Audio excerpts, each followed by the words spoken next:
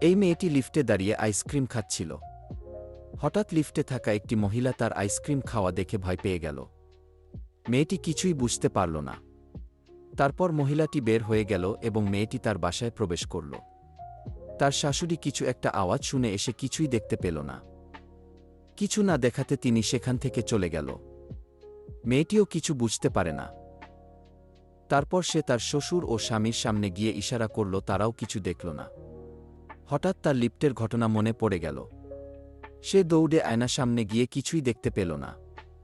সে তার স্বামীকে কল করে সব ঘটনা খুলে বলল এবং নিচে যেতে বলল।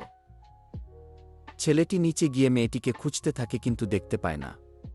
মেয়েটি দৌড়ে এসে তার হাত ধরে তাকে জড়িয়ে ধরল। এরপর বাসায় ছেলেটি মেয়েটিকে একটি রোস্ট খেতে দেয়। তা দেখে সবাই ভয় পেয়ে গেল।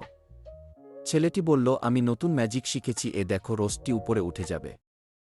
তা দেখে সবাই খুশি হয়ে গেল। পরে ছেলেটি রোস্টটিকে হাতের ইশারায় নিচে নামিয়ে দেয়।